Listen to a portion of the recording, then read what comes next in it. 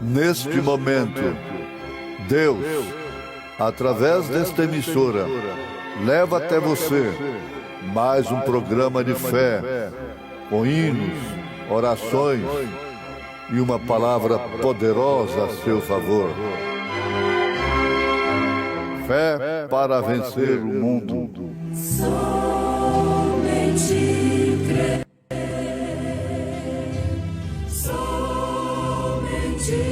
crer. Tudo é possível. Somente crer. Somente crer. Somente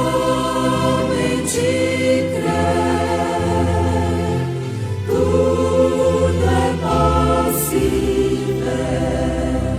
Somente crer.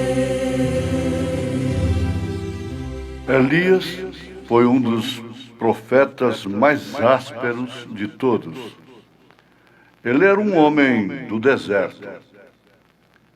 Alimento espiritual em seu devido tempo.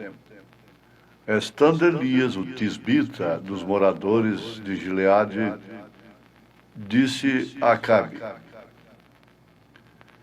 Vive o Senhor Deus de Israel, perante cuja face estou, que nestes anos nem orvalho, nem chuva haverá, senão segundo a minha palavra. O toque da fé. Irmã Maristela cantando em momentos no tabernáculo da fé.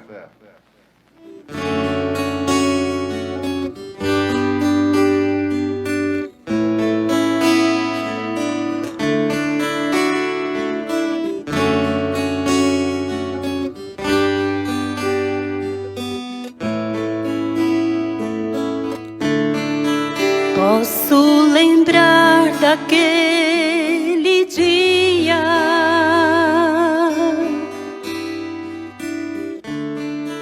quando Jesus apareceu.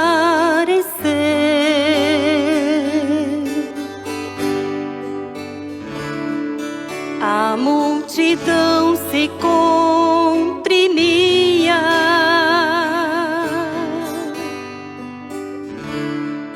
Vejam que aconteceu.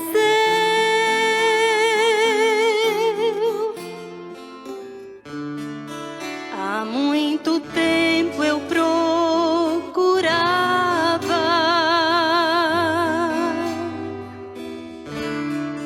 minha saúde restaurar,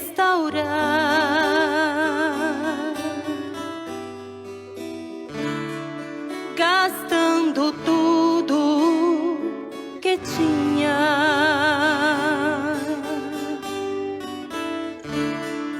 A solução não pude achar.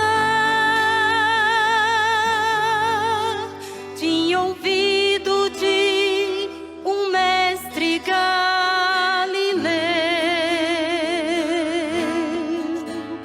de suas muitas maravilhas e poder, e senti minha esperança renascer. Pela fé pude a cura receber. Então saí, atravessei a multidão, sem forças, mas com fé guardada em meu coração. Se tão somente o tocar, o milagre sentirei. E foi aquele toque da fé que mudou o meu viver. Jesus atende o toque da fé de todo sol.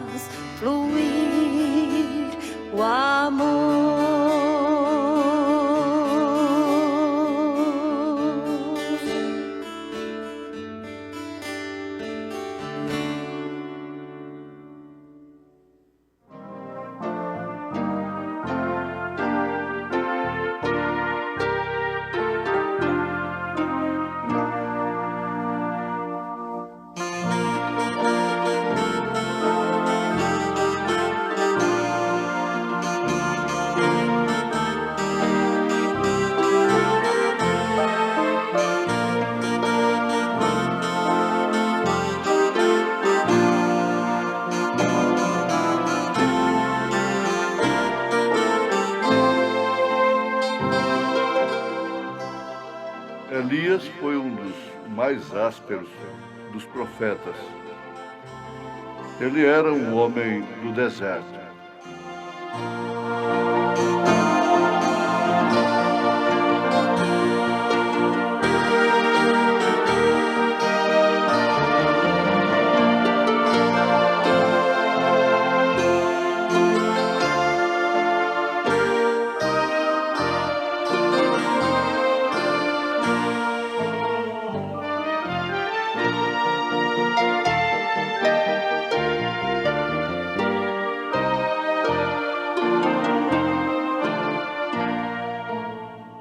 Ouvintes, a mensagem Alimento Espiritual em seu devido tempo, pregada pelo profeta de Deus para esta era, é baseada em 1 Reis, capítulo 17.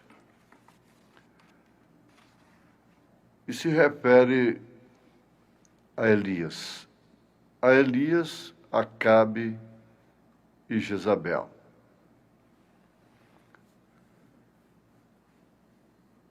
Elias, esse profeta, sabemos muito pouco sobre ele. Mas sabemos que ele era um servo de Deus. E era um servo de Deus para aquela hora. E Deus tem usado o seu Espírito, que por sua vez é o Espírito de Cristo, em uma missão específica. Esse Espírito que esteve sobre Elias, já tem usado 3 vezes e promete 2 vezes mais. Isto é, por sua graça. Normalmente ele é um profeta áspero. É contundente. Mas ele expressa a graça. Moisés é a lei. Não discute.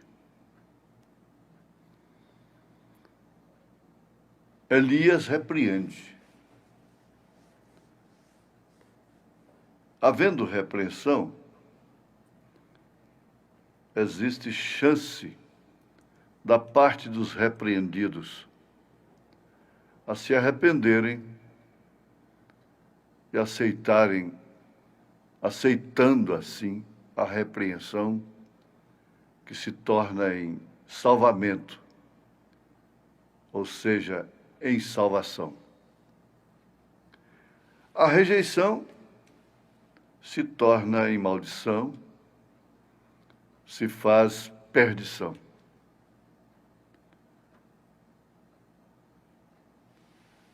É importante sabermos que quem está pregando esta mensagem, alimento espiritual, no seu devido tempo, veio no espírito de Elias, com as mesmas características, expressando graça através da advertência. E é a 4ª manifestação desse espírito de Elias. Ele o usou sobre Elias, Deus, né? O usou sobre Elias, logo em seguida sobre Eliseu, com uma porção dobrada, e esteve sobre João Batista, e tem vindo sobre William Branham, na sua 4ª manifestação, para juntar e levar a noiva, preparar, sendo assim um precursor da segunda vinda de nosso Senhor Jesus Cristo, O que João Batista foi para a primeira vinda, precursor, sendo um anjo da aliança entre a lei e a graça, os profetas da lei terminaram ali. Dali para cá, profeta da graça.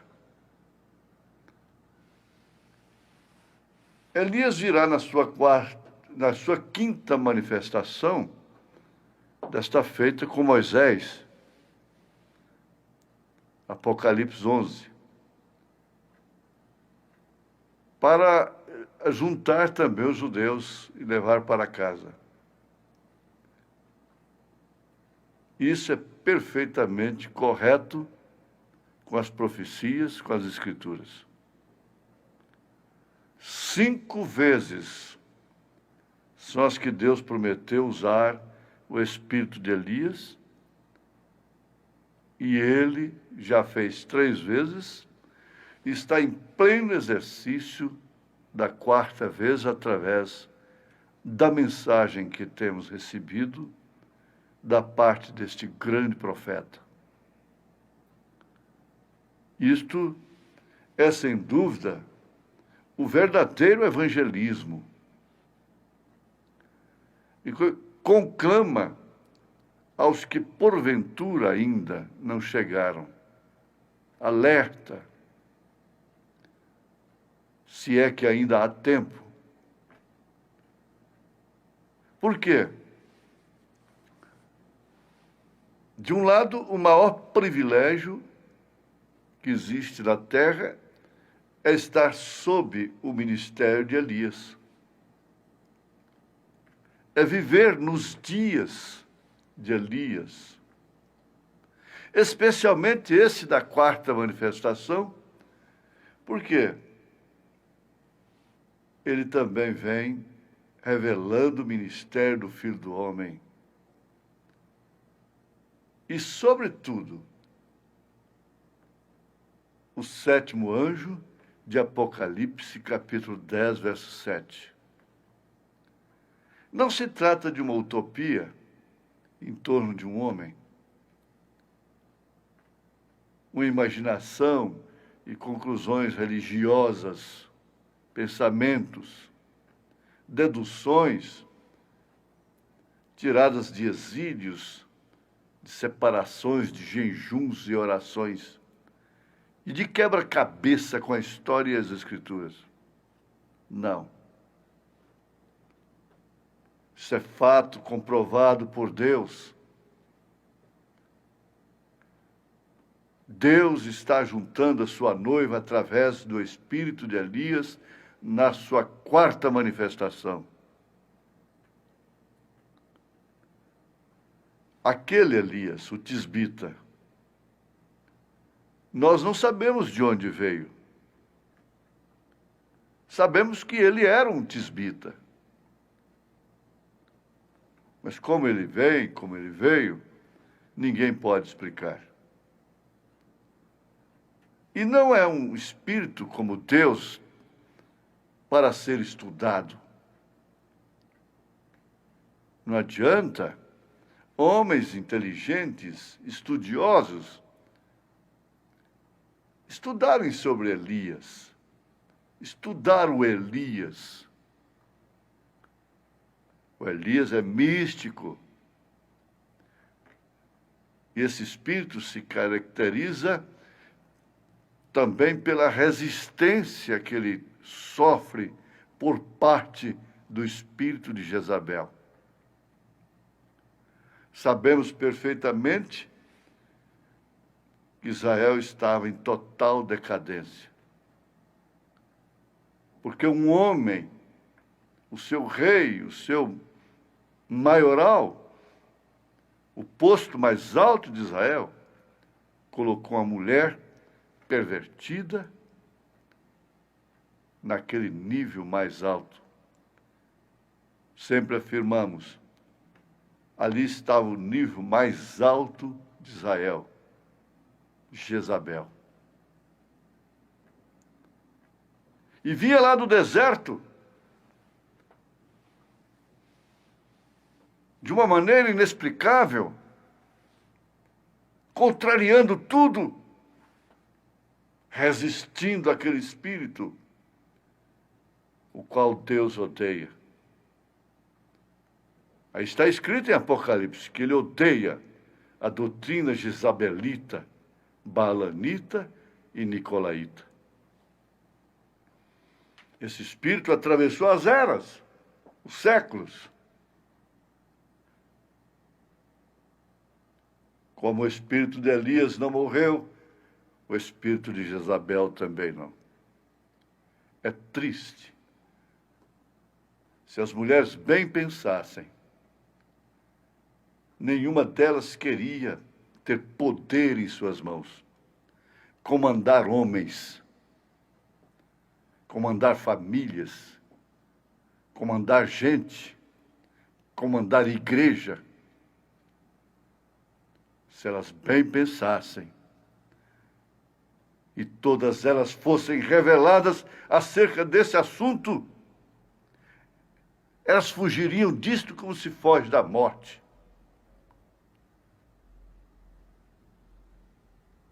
O pior estado, pior degrau que você, como mulher, pode alcançar é o domínio.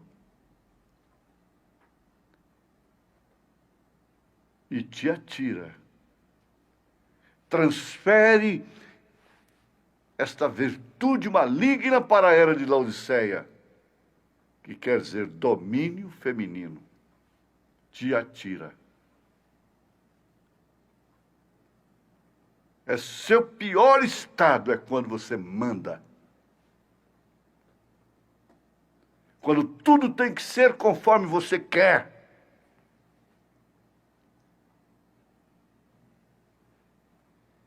Mas o profeta diz, ele estava ali não para resistir uma pobre viúva esquelética. E quando ele pensou que estava só, havia mais 7.000 que estavam com ele, que não haviam se dobrado diante de Jezabel. Quem se dobrava diante de Baal estava se dobrando diante de Jezabel.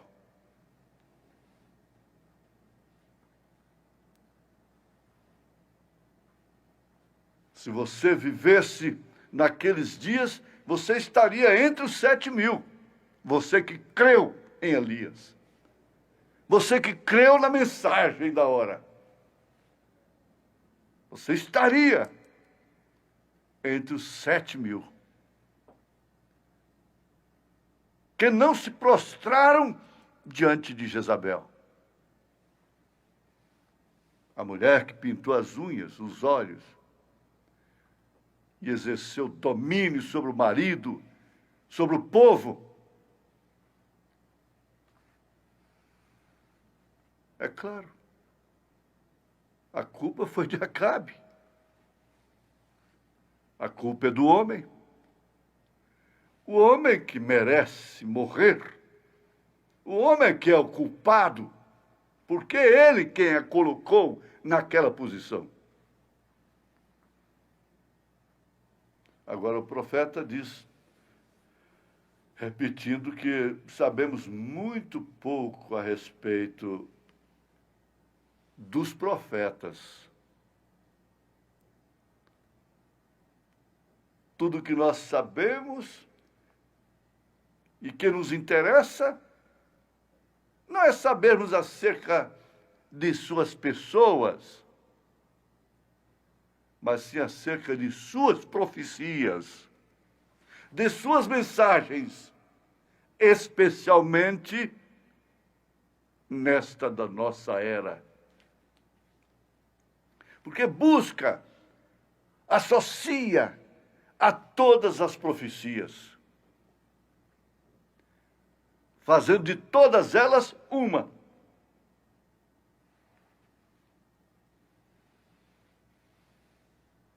Então, nós não sabemos de onde o homem vem. Isso não interessa muito. Sempre é de uma forma rara. É certo que vem do deserto. O profeta afirma, eu não conheço nenhum que tenha vindo de uma igreja, de uma grande igreja, ou qualquer genealogia atrás dele. Veja as escrituras e a história. Eram apenas homens comuns, que eram destemidos e muitas vezes iletrados. E não eram comprometidos com mulher, nem com grupos, nem com organizações, nem com política, nem com governo.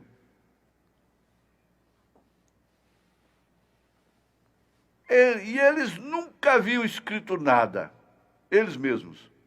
Isaías e Jeremias, os dois, escreveram alguma coisa. Mas esse grande homem Elias nunca escreveu nada, absolutamente nada. Por conta dele, não estaria escrito. Muitos não escreveram. Eles não sabiam escrever. Não eram eruditos, escribas, escritores, mas eram homens rudes. Não há homens na Bíblia como esses profetas antigos.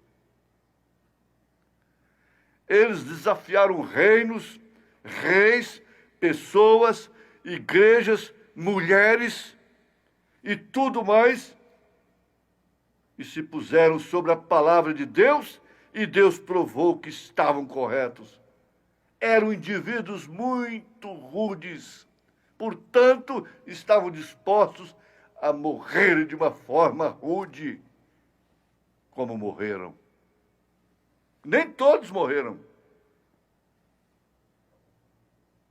E você viu que ao resistir à mulher, João Batista perdeu a sua cabeça. E Elias foi um dos profetas mais ásperos de todos, porque ele resistiu o pior de todos os tempos até então. E agora, se tratando dos gentios, que tal? Em que espírito, em que maneira esse mesmo espírito de Elias se manifestaria a esses gentios voltados para a incredulidade, para a interpretação, para os meios? Mas vamos lembrar aqui para um amém, de que você está entre aqueles que são representados pelos 7.000, pela viúva de Serepta de Sidom. E por isso não te falta azeite nem farinha. Não te falta o Espírito Santo, a graça. Em nome de Jesus Cristo. Amém.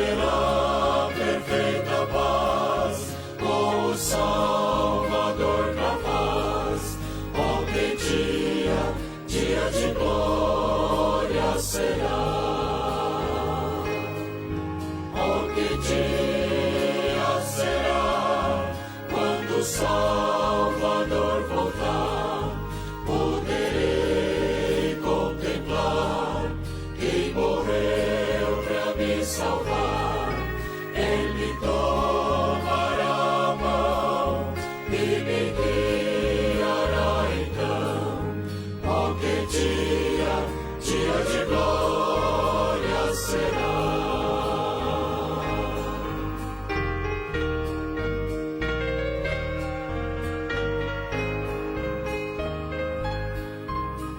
tristeza não terá, nem pesares haverá, nem mais pranto assolará, e a morte sumirá, e para sempre estarei com meu Salvador e Rei.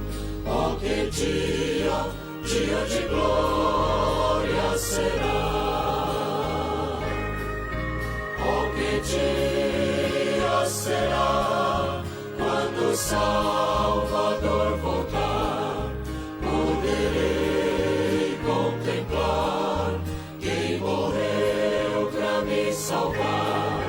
Ele tomará a mão e me guiará então. Oh, que dia, dia de glória será! Que dia